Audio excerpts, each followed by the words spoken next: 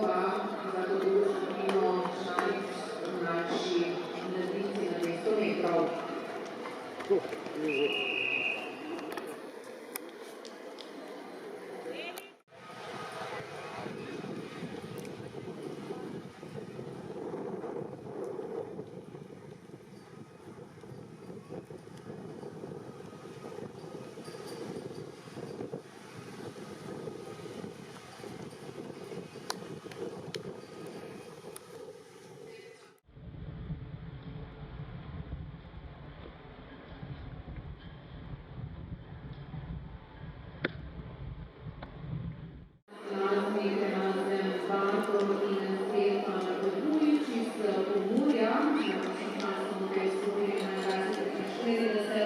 Včerajšnji zmagovalec na 400 metrov je